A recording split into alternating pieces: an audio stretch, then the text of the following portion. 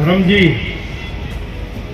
तिलकराज जी, भाई seven star sarpanch हमारे शेर सिंह जी और इस पंडाल में उपस्थित सभी बहनों और भाइयों, मैं आप सबका यहाँ अपनी तरफ से हार्दिक अभिनंदन करता हूँ और हॉर्टिकल्चर डिपार्टमेंट का शुक्रिया अदा करता हूँ कि इन्होंने इस मौके पर यहाँ मुझे आमंत्रित किया। जब नेहा जी का टेलीफोन मेरे पीए के पास आया तो उस समय पता नहीं मैं हिसार या सिरसा में था पार्टी की मीटिंग में, तो मैंने कहा ना इनको टाइम से मैं जरूर जाना चाहता हूँ, क्योंकि मैं इस हॉर्टिकल्चर डिपार्टमेंट से खुद बहुत परेशान हूँ व्यक्तिगत तौर पे, इसलिए कि जिस इलाके में भाई हम रहते हैं ये हिंदुस्तान का सबसे प्रदूषित इलाका मैं मानता हूं। आदमी के शरीर के अंदर 3 चीजें जाती हैं, हवा, पानी और खाने का सामान, और तीनों ही सबसे ज्यादा प्रदूषित इस गुड़गांव में है। यह और किसी चीज की कमी नहीं, आर्थिक संपन्नता है, लेकिन सबसे ज्यादा हम सेहत के प्रति लापरवाह हैं। और परवाह भी करें तो इलाज क्या, हवा ले रहे हैं तो वो हमारे हाथ में नहीं, इतना पोल्यूशन हो गया। पानी है तो वो प्रदूषित है, कहीं टीडीएस ज्यादा, कहीं कुछ है, कहीं कुछ। आप टेस्ट कराओगे 100% फिट पानी आपको मिल ही नहीं सकता गुड़गांव जिले में। और खाने का तो ये हाल है कि कहते हैं, जैसे मेरे से पहले भाई यशपाल जी ने बताया, बहुत से लोग कहते हैं कि ये ऑर्गेनिक है, हम भी सोचते हैं कि ऑर्गेनिक, लेकिन ऑर्गेनिक मिलता नहीं। मैंने एक पड़ोस में यहाँ गैरतपुर बास गाँव है, मैं नेहा जी को बता रहा था, मैंने वहां फल बोए, सब्जियां बोई, कई साल से खेती करता हूं और मैं वहां यूरिया वगैरह का इस्तेमाल नहीं करता। एक साल तो सब्जियां बहुत हुई, 2-3 साल से सब्जियां ही नहीं हो रही। 20-30 हजार का बीज भी लगाता हूं तो मुश्किल से 2000 रुपए की पैदा होती है। मैं तो अपने जो इंचार्ज है उसको कहता हूँ इससे अच्छा तो बाजार से खाली 2000 का सामान खाना, तो कम से कम यार इतनी धरती है, 150 आदमी हमारे साथ, हमारे यार दोस्त भी फ्री में खाए तो कुछ फायदा तो हो। तो मैं तो आज इसलिए नेहा जी आया यहाँ कि मैं आपको बताने की भाई हमारे फार्म पे भी विजिट कर, जब हमें लोगों को नहीं पड़ा तो आम आदमी को क्या आप लोग करोगे।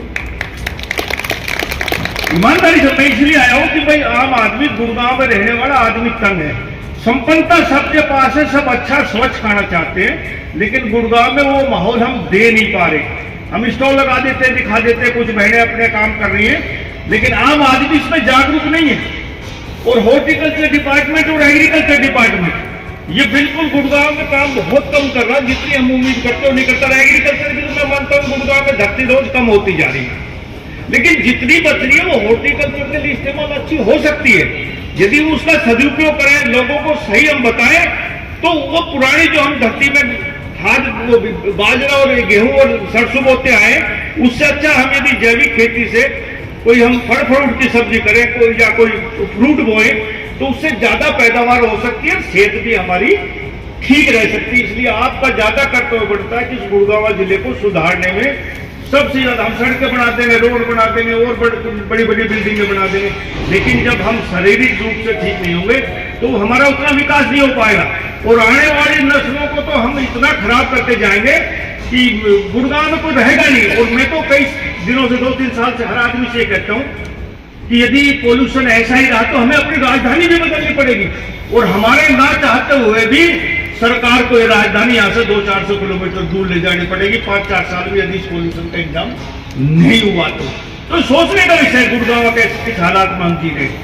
तो यदि आपका ये बहुत बड़ा दायित्व है कि आम आदमी को जागरूक करो, ये 150 आदमी बैठाने से हम सुन के चले जाएंगे, कोई अमल नहीं करेगा, तो आपकी रियाजी बहुत ज्यादा जिम्मेवारी गुड़गांव में दी आपको।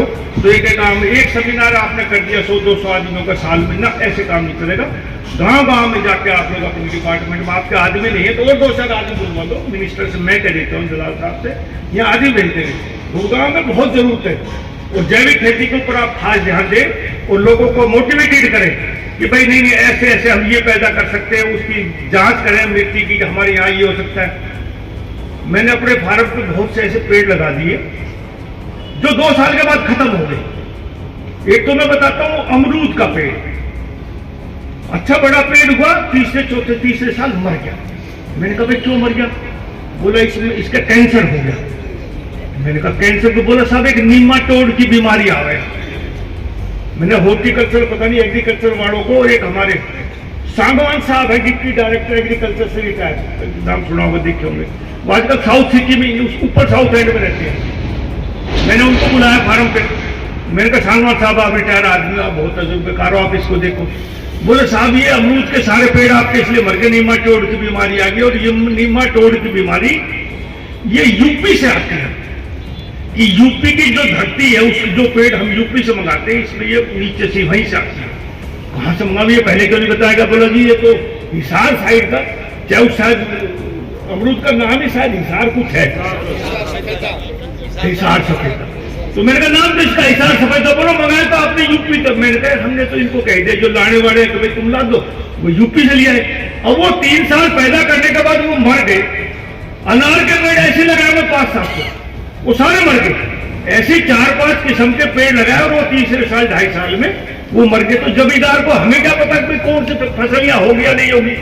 एक आम आदमी चलो मैं तो बर्दाश्त कर गया, लेकिन 20-30 किले थे, 2-4 किले मर गए। लेकिन एक आम आदमी 2-3 एकड़ में लगाए वो इस प्रकार 3 साल के बाद बर्बाद हो जाए, तो वो तो जो कहेगा इन्हें छोड़ देंगे, फिर वो तो अपनी वही सिरसुर गेहूं का चने पा जाएगा, कहा उसको बाजरे पा जाएगा।